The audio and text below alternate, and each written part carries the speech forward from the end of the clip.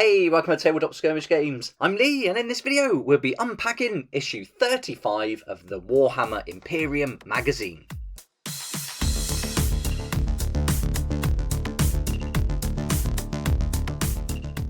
Here we go, here's issue 35, and I got this delivered this morning along with issue 36, 37 and 38, which I'll cover in another video. But this is such a cool model, I thought I had to do a separate video for it. So let's get it open, we'll have a look through the magazine, close up look at the sprue, and then I'll get it built and put it alongside some other models so you can get a good idea of how it looks.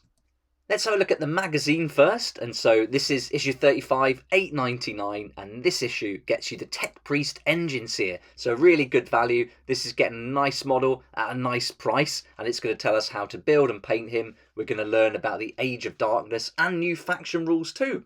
So here it is, the inside, and the first section is all about the Enginseer, and this is my favourite section from these magazines. It tells you all about the different parts of the model and what the different weapons can do. So I really like that. You get a nice bit of info and a good understanding of the miniature.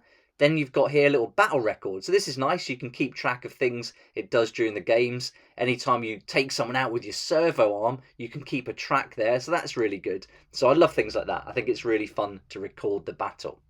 Then we're going to learn about Forge Worlds a bit more. So a bit of information to read through. And then for the Imperium section, we're going to look at the Age of Darkness. So not too much lore included in this issue, but a nice thorough how to build guide again. These are always really good, really nicely done, very well laid out, good photos, good diagrams, nice and close up. So I prefer these to the ones you get in most of the sets.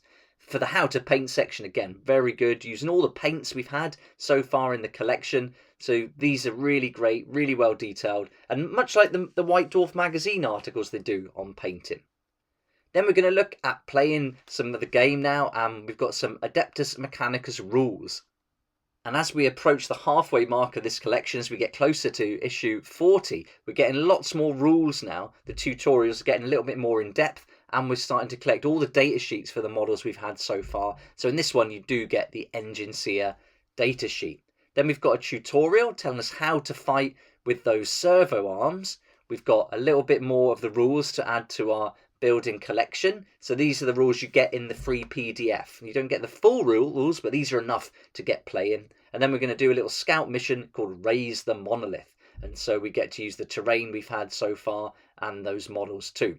And then right at the back, it's going to tell us in issue 36, we get the Necron Tomb Blade, 37, the battlefield terrain. So they'll be in the next video where I'll do 36, 37 and 38 together.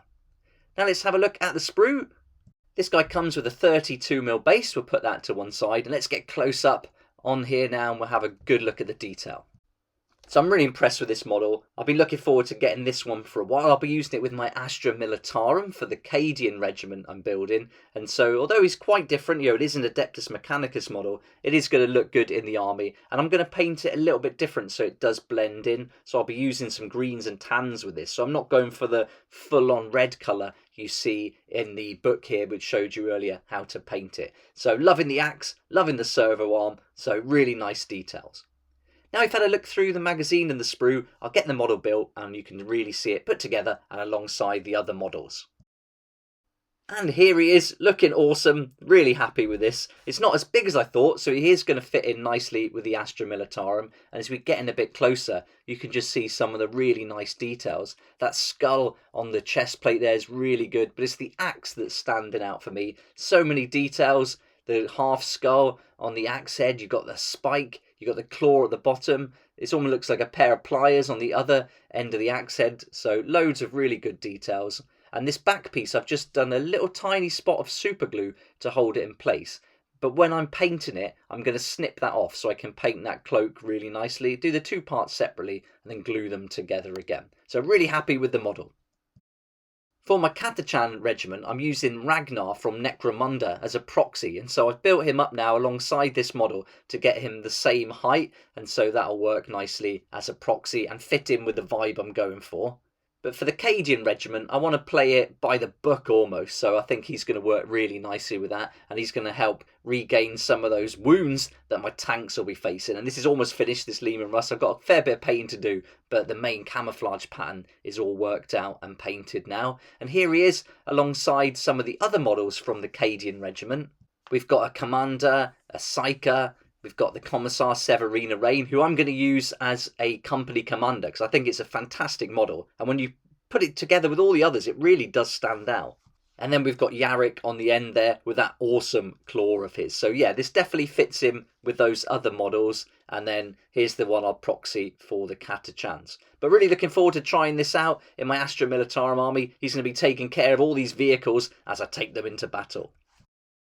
There we go, that's issue 35 of the Imperium magazine, and I hope this has been helpful and given you a good idea about what you get and what the model looks like. And I think this is a really good issue. It's great to get these character models included, and so yeah, really happy with issue 35 and looking forward to sharing with you 37 and 38, which will be in the next video.